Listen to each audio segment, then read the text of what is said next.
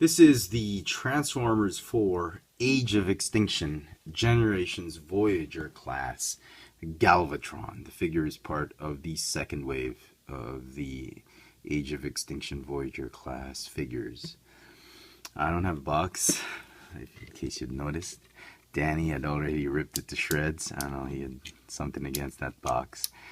Anyway, let me just try and get this guy out of the effects transpose and show you how he should be transformed. The default transformation.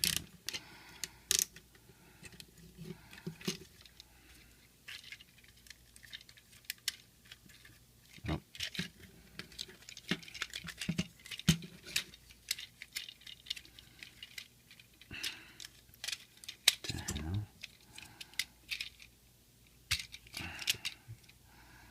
Okay. Yeah, like that. He's supposed to have like wings. Anyway. So here he is. Here is Galvatron. Supposedly based on the trailer, the reincarnation of Megatron. They dug up bits and pieces of Megatron, his torso, and the humans sort of tried to make their own transformer that they could remotely control, and they ended up with this one, Galvatron. Okay, the idea of Megatron being rebuilt, logically, he would have to be Galvatron, whether by Unicron or by the humans. He's probably as accurate can get to the movie. He has this huge backpack, which I'm really not a big fan of. Okay. He also comes with a blaster, which you can tab here. That's also the mech tech port where you tab it in alt mode. You're supposed to put it on his hand to make it look like his hand transformed into this blaster. It shoots off a missile.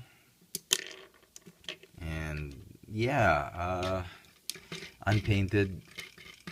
Not really a big fan of this. That's probably how it looked like in the movie, so I can't really do too much.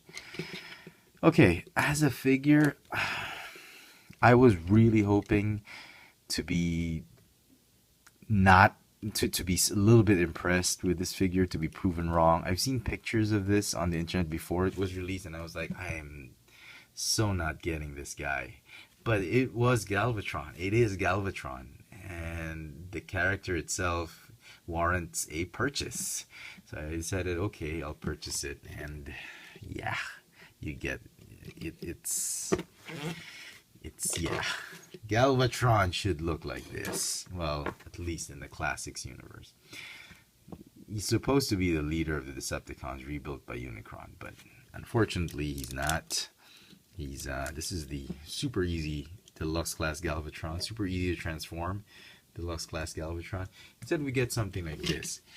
I'm sure as a toy, Hasbro was really going for a lot with this one. The sculpt, okay, if you just want to stand him up like that, but the elements of the figure, its articulation, really is annoying. The backpack is an eyesore. It's a snail former. The legs transform properly. I mean, where they transform as the wheels and rear part of the truck. I get that, but this whole piece just sort of just hides into this truck, the shell of the truck. It's not a complete shell former because the legs aren't in the shell, but the whole body sort of like goes back into a shell, like a turtle or a snail, which I'm not really a big fan of. I'm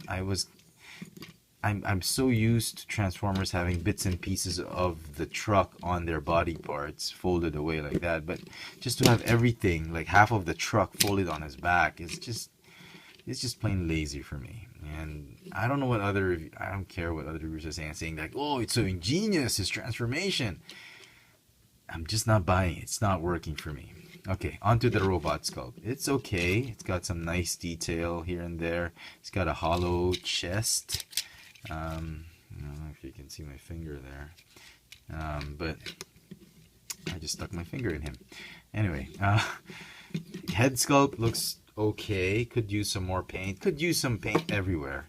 But the sculpt is, he's sort of like a knight that he's not.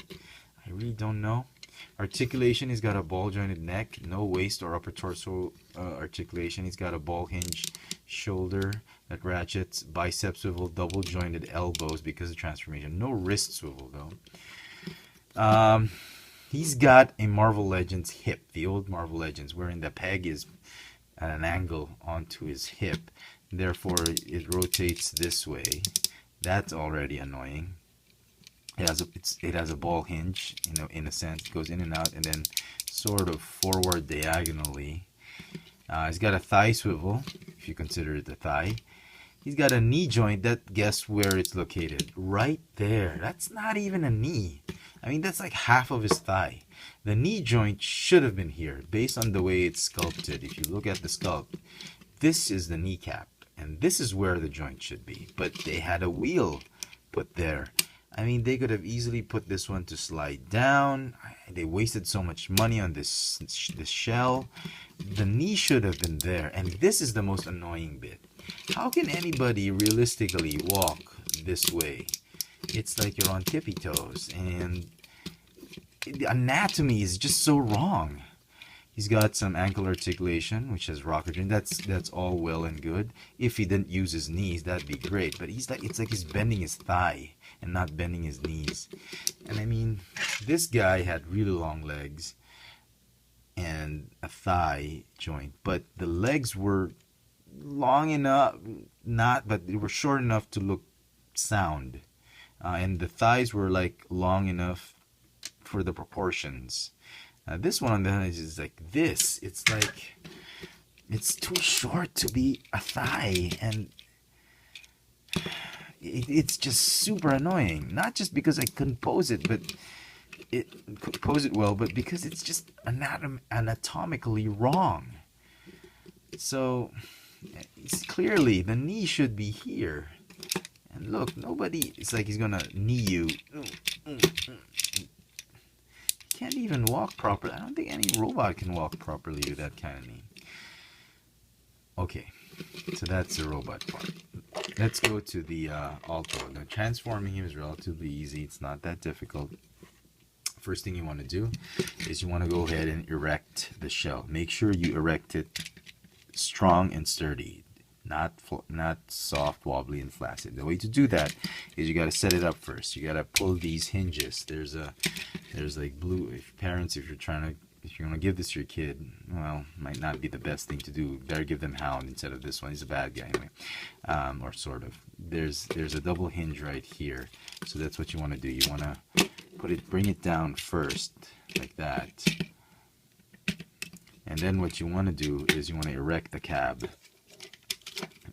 up like this, and make sure you lock it so it's firm and straight. Make sure you lock it here. There's a I don't know if you can see it. There's like a peg right there. You can't see it. Right there. See that peg?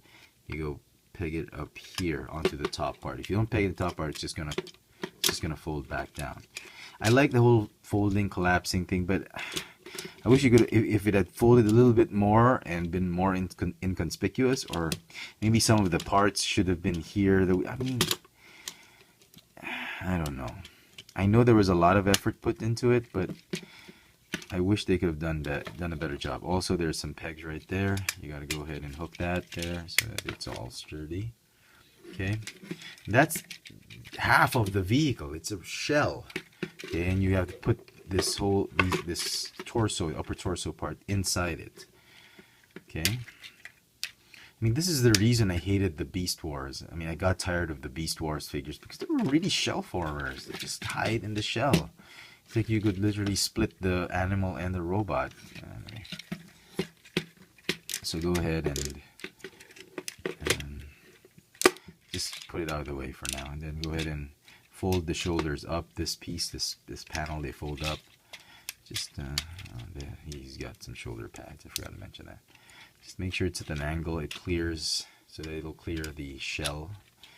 Go ahead and do that. Then you can go ahead and pull it back like that. Same thing here. Make sure it's this one that you fold out, not this one, not the shoulder itself, the panel on the shoulder. Do that. Oops. Did I do it right? Okay. And then just fold it here. They don't really tab anywhere, they just sit like that. And then you just fold the cab over like that. And that's about it. Alright, and the legs are easy. They just fold inward like that. Go ahead and fold this one inward. Fold the heel spurs in, and they're supposed to tab in together. But I haven't actually had the chance to do it. I mean, they sort of tab in together. Alright, but they don't stay very well. And that's about it. That's how to transform the legs and the feet. And then what's left is you gotta fold out these. These are okay. The transformation for the feet, I suppose, are okay. Like that. And just fold the bumper. And then the wheels. Oops. And then you have... come on.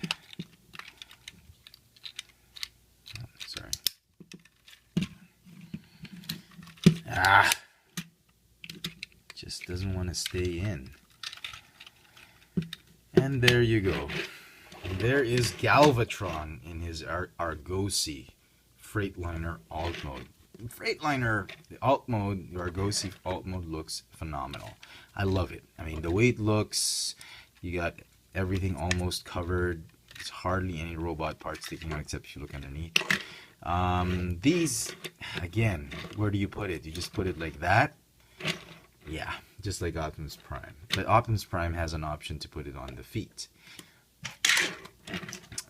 You could literally put the gun right here, there, or put it like that, or like that. Okay, I think that sounds better than just on top. So, a bit of a size comparison. The Argosy is obviously bigger. I don't know if it's correct scale. They should be the same size, but they're not. The only way to store it is really here. I wish there was a way to store it. You could try this one. This is what I did on the shelf. Like that. I guess that could work. But robot mode, it's just going to get a 4 out of 10 for me. It just sucks. I can't believe I got bamboozled into buying it again. Alt mode, on the other hand, is a 10 out of 10. Transformation will just get a 5 out of 10. So overall score would be a 6 out of 10 for me. Don't waste your money on this one. If you really want Galvatron, make sure you buy it not on retail price. Try to wait for a weekend sale or a discount sale. I don't know. Over here in Manila, these things are flying off the shelf for some reason, just like Hound.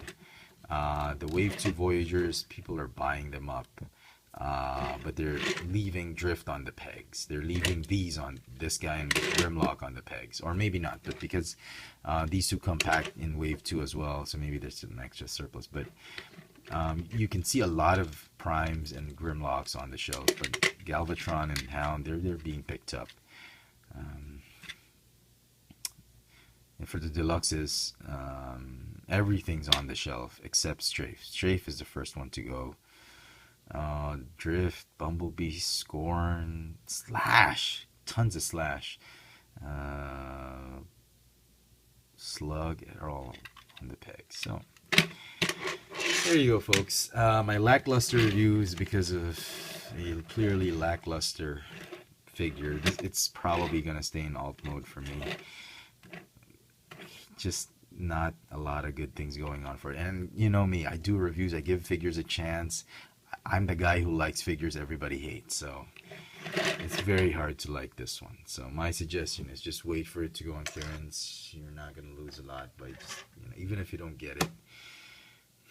I don't know, unless you absolutely love Galvatron, unless you loved the way the movie showed this character, then go ahead, pick it up, but don't pay more than retail price. Retail price now, it's going for, I don't know, Here in Manila, it's close to $32.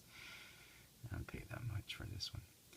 There you go, folks. Hope you enjoyed this video review. Even if you didn't like the figure, check out all my video reviews here on this channel, Galvatron. Follow me on Twitter and on Instagram.